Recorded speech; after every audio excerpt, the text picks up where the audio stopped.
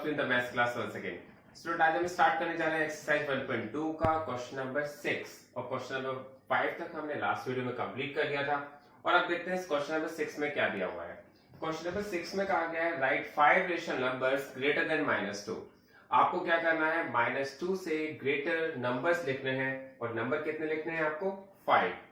तो इसके लिए मैंने बताया था आपके पास नंबर तो बहुत सारे हैं, लेकिन अगर आप सबसे पहले एक नंबर लाइन बना लेते हैं और नंबर लाइन बना लेते हैं, नंबर लाइन तो बनाना अब आई क्या होगा। नंबर लाइन जब भी हम ड्रॉ करते हैं तो उसमें मिडिल में आपको 0 पुट करना होता है और उसके बाद जो राइट हैंड साइड होती है, राइट हैंड साइड में आप जो नंबर्स लेते हैं वो सभी पॉजिटिव नंबर्स होते हैं, 1 2 3 4 5 एंड 6।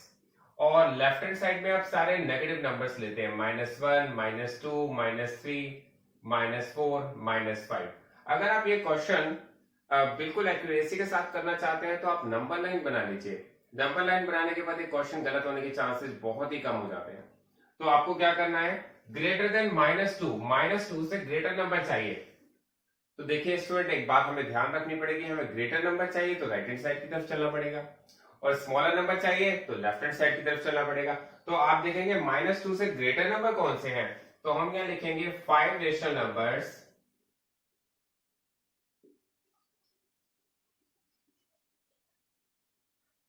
Greater than -2। तो हमारे पास नंबर कौन कौन से हो सकते हैं, वो -1 लिख सकते हैं, 0 लिख सकते हैं, 1 2 3 एंड सो ऑन। बहुत सारे नंबर आप लिख सकते हैं, लेकिन आपसे पूछे कितने गए, ओनली 5 नंबर्स। तो स्टूडेंट आपको ये क्वेश्चन समझ में आ गया होगा, क्योंकि ये क्वेश्चन में इतना ही है और ये क्वेश्चन आपको नंबर लाइन से करना है। नंबर लाइन से क्वेश्चन करने में हमारे से कभी कोई मिस्टेक नहीं हो सकती है। और कभी भी आपके पास इस तरह की कोई क्वेश्चन आ जाए, ये डिजिट चेंज होके आ जाए, तो भी आपको नंबर लाइन बनानी है। और फिर जब आपकी बहुत अच्छी प्रैक्टिस हो जाएगी तो विदाउट नंबर लाइन भी आप इन क्वेश्चन को कर सकते हैं। तो स्टूडेंट अब देखते हैं इस चैप्टर का लास्ट क्वेश्चन और इस एक्सरसाइज का भी लास्ट क्वेश्चन। ये क्वेश्चन कंप्लीट होने के बाद आपका पूरा चैप्टर कंप्लीट हो जाएगा। तो यहाँ पर क्वेश्चन नंबर 7 जो है उसमें कहा गया है right 10 rational numbers between 3/5 and 3/4। मैंने आपको इससे पहले की वीडियोस में भी इस तरह के क्वेश्चन कराए हैं और मैंने बताया भी था कि अगर आप किसी 2 रेशनल नंबर्स के बीच में रेशनल नंबर्स फाइंड करना चाहते हैं तो आपके पास जो नंबर्स होते हैं वो इनफाइनाइट नंबर हो सकते हैं जिनको आप फाइंड कर सकते हैं। लेकिन आपसे कहा गया आप एनी 10 रेशनल नंबर्स फाइंड कर दीजिए। तो 10 रेशनल नंबर्स आपको कैसे फाइंड करना होता है उसको हम बहुत ध्यान से एक बार देखते हैं। तो सबसे पहले हम देखते हैं हमारे पास जो नंबर दिया है 3/5 और दूसरा नंबर दिया है 3/4। ये जो 2 नंबर्स हैं, आपको सबसे पहला काम क्या करना होता है, इनके डिनोमिनेटर्स का एलसीएम लेना होता है। तो जो हम एलसीएम लेते हैं इनके डिनोमिनेटर्स का, इसमें डिनोमिनेटर में क्या है, डिनोमिनेटर ऑफ 5 एंड 4। तो 5 एंड 4 का एलसीएम आप सबको पता है 20 होता है, ये बात बहुत ही क्लियर है, एलसीएम लेना हम सबको आता ही है। तो सबसे पहला काम हमने डिनोमिनेटर का एलसीएम लिया और उसके बाद जो डिनोमिनेटर का एलसीएम आया है वही आपको दोनों के डिनोमिनेटर को बनाना है। कैसे बनाते हैं, देखिए यहाँ पर हमारे पास जो फर्स्ट नंबर दिया है 3/5, आपको इसका डिनोमिनेटर 20 बनाना है। तो 20 बनाने के लिए आपको क्या करना पड़ेगा, 4 से मल्टीप्लाई। और आप जिसका भी मल्टीप्लाई करेंगे वो न्यूमरेटर में भी होना चाहिए, डिनोमिनेटर में भी होना चाहिए। तो हमने जब इसका मल्टीप्लाई किया तो 5 4 जब हो गया 20 और 3 4 जब हो गया 12।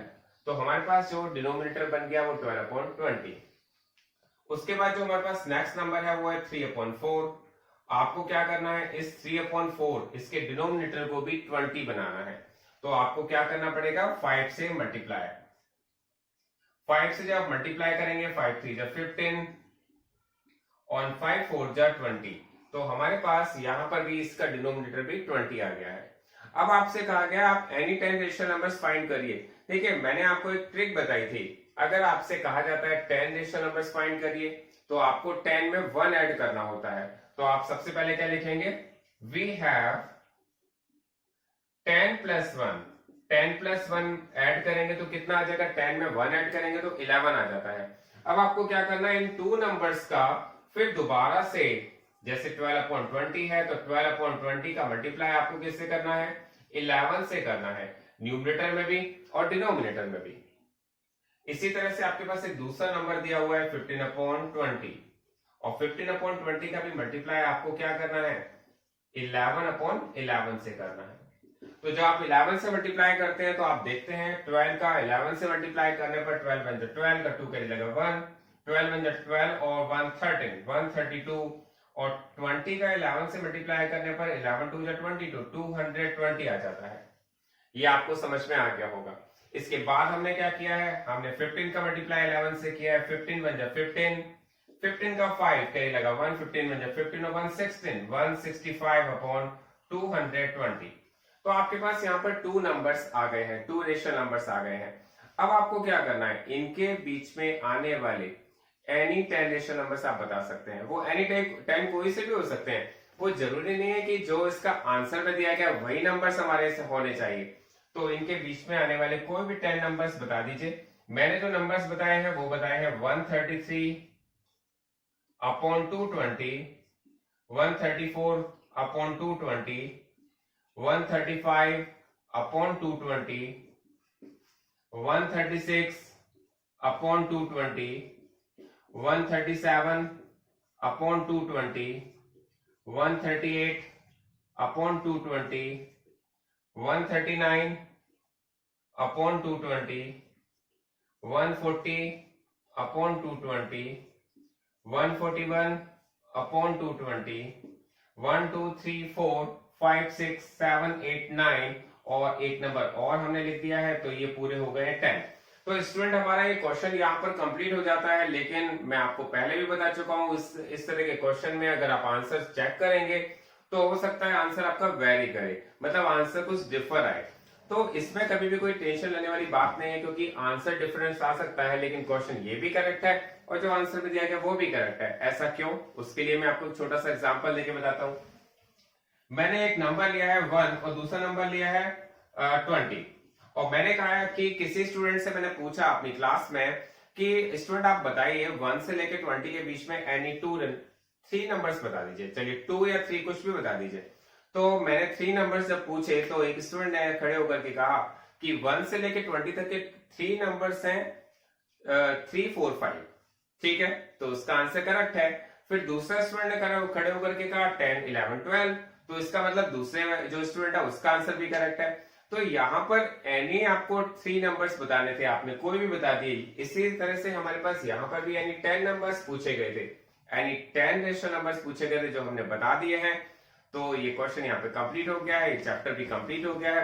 अब आपको रेडी रहना है आपके टेस्ट के लिए, और जल्दी ही आपके पास टेस्ट आएगा तो आप अपना पूरा चैप्टर का रिवीजन करिए, बहुत अच्छी तरह से तैयारी करिए।